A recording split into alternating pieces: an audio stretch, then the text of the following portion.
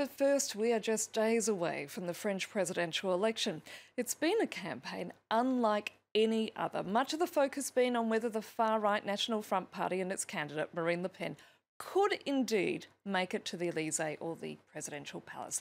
And as with Donald Trump's campaign to become US president, Le Pen is heavily relying on attracting women voters. So why are women throwing their support behind such candidates whose political parties are far from being renowned for supporting women's rights?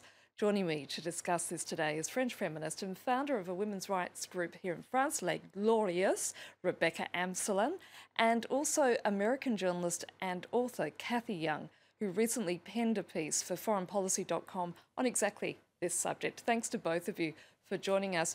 Rebecca, as a French woman, explain to me, what is the attraction of Marine Le Pen to women?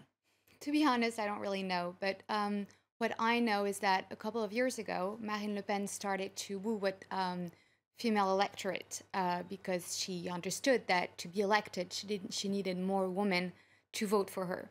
And so she started to talk about women's rights, even though she had actually never done this before.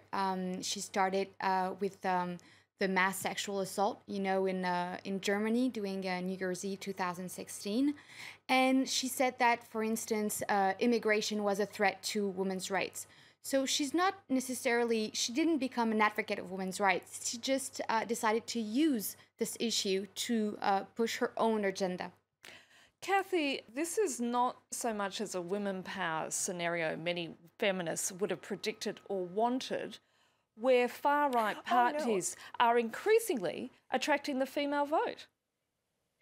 Yes, it's definitely a new phenomenon. In Europe, traditionally, far-right parties have skewed very male in their vote. But what we're seeing today is that both the voters and in many cases the leadership, we're seeing this with Marine Le Pen, we're also seeing this with Frauke Petry in Germany. So this is a new phenomenon in a way. This is the sort of the rise of the right-wing woman, you might say. And in France, certainly, we have seen in recent polls, it's really been kind of neck to neck between men and women in the support for Marine Le Pen. But I want to ask you, isn't this what equality is all about? We can't pick and choose the outcome, can we? Oh, absolutely. Absolutely. I absolutely agree. And I think really the idea that women's politics somehow are going to be kinder and gentler than those of men really in a way is kind of sexist. I think when women are involved in politics as much as men, some of them are going to do it in ways that feminists don't necessarily like. Rebecca, what would you say to that? Well, I would say that as a feminist and as a woman, I surely want more women to be elected and to be our representatives, because I'm sure then once we reach equality at the parliament, in politics in general, women's rights will be really taken into account when it comes to making a decision. What I don't want is that I don't want for the first female president that could be actually against women's rights, because she is dangerous for women's rights, especially, since we actually saw what she did in her previous terms, and she was really a danger to women's rights development in Europe, for instance. But Rebecca, the National Front and also the Alternative for Deutschland, which is the equivalent far-right party in Germany, they are clearly attracting women voters. So what is going wrong here from your perspective as a feminist? Because again, these are parties who are not known for female-friendly policies. I would say that it's just an issue of information. I think that maybe they should look at what they did when they had the power already, because they did. Marine Le Pen was, as I said, a European member of the parliament. But the Front Nationale, the National Front, has representatives at the General Assembly here in France. And they also have local terms. And in each and every one of those terms, we have examples that the National Front is voting systematically against women's rights. For instance, in the Parisian region, the representative, Valrond Saint-Just, actually asked for public subsidies to be removed from the main gender equality organization. Kathy, for your article, you interviewed a lot of women as to why they voted for Trump. What was the most surprising revelation?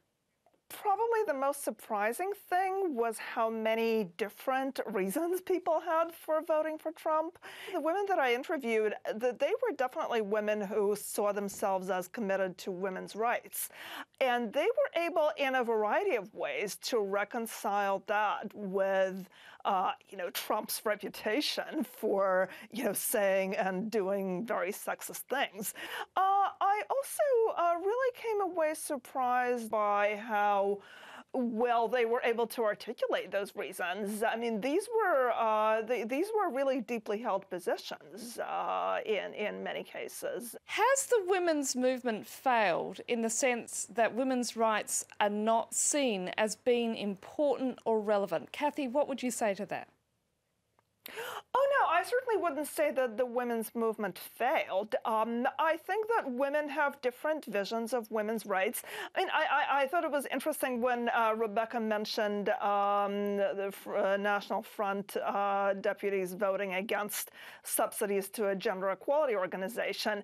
That may not necessarily be what many women see as important to them. That doesn't necessarily mean that they don't see themselves as supporting women's rights. There are many women in the United States who do not call themselves feminists, for instance, but if you ask them whether women should have equal rights in the workplace, in education, etc., they will definitely say yes. And I think in a way, it is, again, kind of a sign of progress to me that even conservative and right-wing organizations do now have women in key roles. In a way, this is progress. This is a sort of perverse victory for the women's movement, you might say. Rebecca, would you see that as such? Would you see it as Kathy just said, a perverse victory for the women's movement? I would say that we are at a point in the feminist movement in which we acknowledge the fact that there's a various number of different groups who are advocating for women and who are not necessarily agreeing on all the issues. And that's not a problem. I really think that this is our job as feminist activists to tell those women who are being wooed right now by the National Front, to tell them that this is a dangerous political party for their own rights, and remind them, what they did before and what they are going to do if they get elected.